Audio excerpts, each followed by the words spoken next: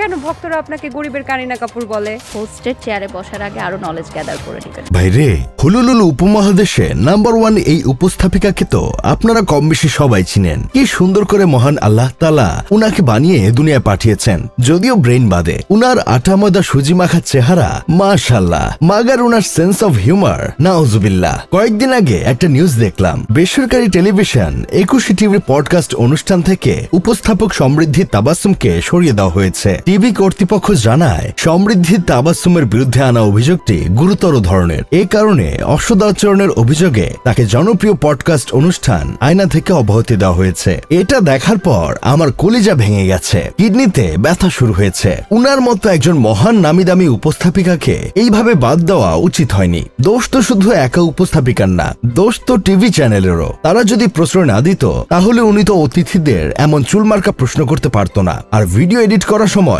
এমন উদ্ভট প্রশ্নগুলো কেটে ফেলা যেত। কিন্তু তারা সেটা করেনি, কারণ এইসব রাখলে ভিউ বেশি আসে। এই উপস্থাপিকা আপার কিছু ভিডিও ক্লিপ দেখলাম, যেখানে উনি অতিথিদের এমন সব প্রশ্ন করেন, সেটা দেখে যে কারো মেজাজ 49 হয়ে যাবে। আয়না অনুষ্ঠানের একটা পডকাস্টে অতিথি হয়ে এসেছিল টুইঙ্কেল ক্যারল। পডকাস্টে টুইঙ্কেল ক্যারল বলেছিল, আপনাদের অনুষ্ঠান শুরু হবার কথা ছিল 7টায়, আমি এসেছি 6:30টায়, কিন্তু আপনারা অনুষ্ঠান শুরু করলেন 8:30টায়। এটা শুনে উপস্থাপিকা আপা অতিথিকে উত্তর দিল, আপনি এত ডিমান্ড দেখাচ্ছেন কেন? টাইম বেশি লেগেছে বলে আপনাকে বেশি টাকা দিতে হবে? চিন্তা করে দেখেছেন ভাই, একজন মানুষের মাথায় কি পরিমাণ গোবর থাকলে এমন উত্তর দিতে পারে? অতিথির আসনে যে বসেছিল, সে টিকটকার হোক আর যাই হোক, সে তো অতিথি, তাকে যথাযথ সম্মান দেখানো উচিত ছিল।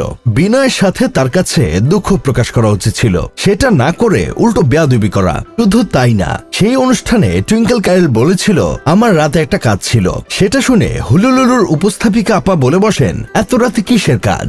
এত রাতে উনি কি কাজ করবে না করবে সেটা তো আপনার জানার বিষয় না। আপনি তো ক্যামেরার সামনে তাকে সরাসরি এমন প্রশ্ন করতে পারেন না। ভাগ্য ভালো এই প্রশ্ন আমার বন্ধু কেরামতকে করে নাই। কেরামতকে এমন প্রশ্ন করলে কেরামত উত্তর দিত, এত রাতে আমি লিটনের ফ্ল্যাটে যাব, আপনি যাবেন আমার সাথে? সেখানে না হয় দুইজনে মাথার ঘাম শরীর ঘাম বিছানায় ফেলবো। সেই একই অনুষ্ঠানে টুইঙ্কেল ক্যারলকে এই উপস্থাপিকা প্রশ্ন করেন, দেশের বাইরে যে এত ঘুরতে যান, টাকা পান কোথায়? বিবেকে কুত্তা হিসু না করলে কেউ এমন ধরনের প্রশ্ন করতে পারে না। ক্যামেরার সামনে হুট করে কারো ইনকাম জানতে চাওয়া, এটা ছোট লোকের স্বভাব। এর মাঝে কোনো আধুনিকতা নেই, কিন্তু এদের এটা কে বুঝাবে? অথচ একটা সময় টেলিভিশনে উপস্থাপনা করতেন জনপ্রিয় অভিনেত্রী অপি করিম। প্রাণবন্ত হাসি আর অনাড়ম্বর সৌন্দর্যে তিনি মুগ্ধ করতেন দর্শকদের। তার মার্জিত ভাষা ও সাবলীল উপস্থাপনা ছিল আলাদা সৌন্দর্যের। সুবর্ণা মুস্তাফার একটা অনুষ্ঠানে অপিকে বলতে শুনেছিলাম, আপা যদি কিছু মনে না করেন, তাহলে কি আমি আপনাকে কয়েকটি ব্যক্তিগত প্রশ্ন করতে পারি? প্রশ্ন করার আগেও এভাবে বিনয়ের সঙ্গে অনুমতি চাওয়া, এটাই ছিল তার ভদ্রতা। এক সময় দাপিয়ে উপস্থাপনা করতেন রুমানা মালিক মুনমুন। প্রাঞ্জল, প্রাণবন্ত ও সাবলীল উপস্থাপনায় তিনি ছিলেন অনন্য। বিবিসি জানালায় তাকে দেখে বুঝেছিলাম ইংরেজি ভাষাতেও তিনি স্বচ্ছন্দ।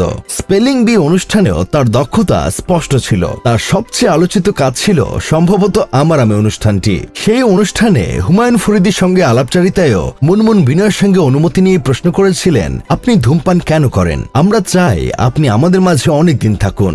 যাই হোক, শেষমেশ আমি গোলাম হোসেন একটা কাজের কথা কই। আগেকার উপস্থাপক উপস্থাপিকাদের মাথায় ব্রেন ছিল, তাই তারা ভদ্রতা জিনিসটা জানতো। একটা মানুষকে কখন কিভাবে কি বিষয়ে প্রশ্ন করতে হয় সেটা তারা জানতো। এখনকার উপস্থাপক উপস্থাপিকাদের মতো ব্রেনবিহীন ছিল না।